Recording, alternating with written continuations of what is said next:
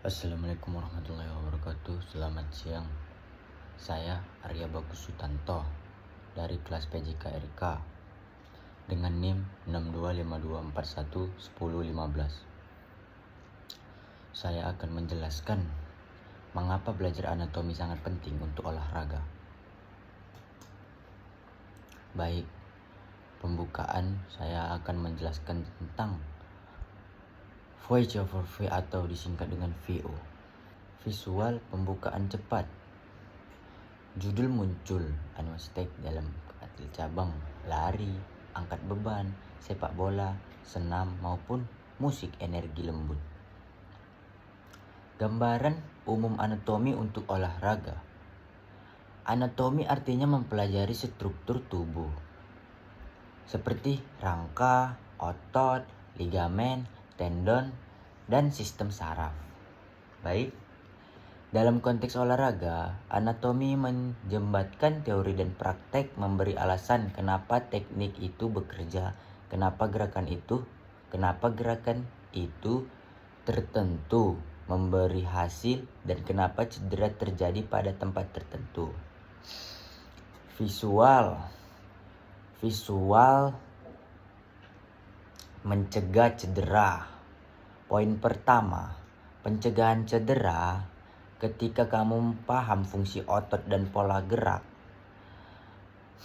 kamu bisa mengenali kelemahan dan ketidakseimbangan. Contoh, ketidakseimbangan antara quadriceps dan hamstring meningkatkan risiko cedera ACL. Tendon dan area gaya juga membantu memilih latihan yang aman dan efektif.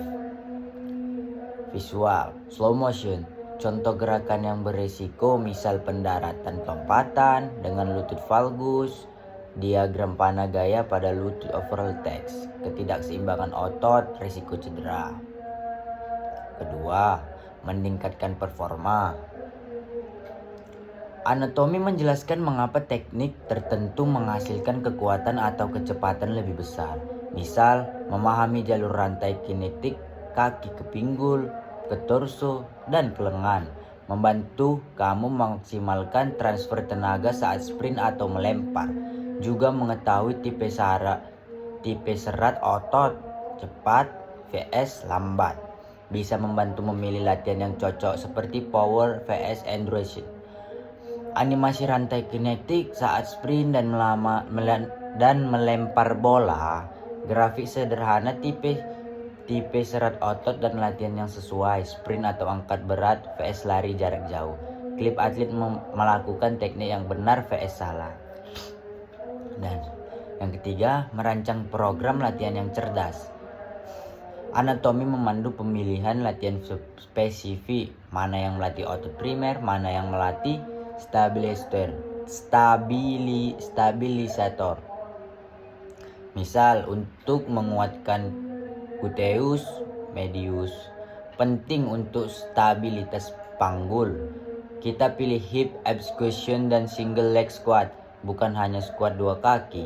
Ini penting untuk transfer keterampilan lapangan. Split screen latihan, single leg, squat, hip thrust, band well, label otot yang dilatih. 4. Rehabilitas dan pemulihan.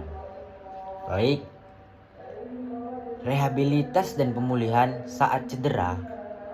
Saat cedera, pemahaman anatomi membantu rehab yang terarah. Tahu struktur mana yang rusak, bagaimana menurunkan beban secara aman, dan latihan apa yang mempercepat pemulihan. Tetapi yang tidak memperhatikan anatomi berisiko memperpanjang waktu istirahat atau menimbulkan kompensasi yang buruk. Memeriksa pasien, model 3 dimensi tendon atau gamen yang pulih. Progres latihan bertahap, mobilitas, stabilitas, sampai kekuatan. Komunikasi antara atlet dan yang kelima, komunikasi antara atlet dan pelatih profesional kesehatan. Komunikasi efektif, menguasai setelah anatomi memudahkan atlet berkomunikasi dengan pelatih atau dokter. Daripada bilang sakit di sana, atlet bisa menunjuk sakit di tulang kering. Itu langsung membantu diagnosis dan tindakan. Dialog singkat antara atlet dan pelatih, teks contoh frasa yang tepat. Baik, ini penutup. Kesimpulannya, anatomi itu bukan hanya teori, alat praktis untuk aman, kuat, cepat, dan lebih cerdas dalam berlatih. Baik, itu saja penjelasan saya tentang anatomi, teman-teman semuanya. Saya menjelaskan singkat dan itulah dia. Baik, terima kasih. Assalamualaikum warahmatullahi wabarakatuh. Selamat siang menjelang sore.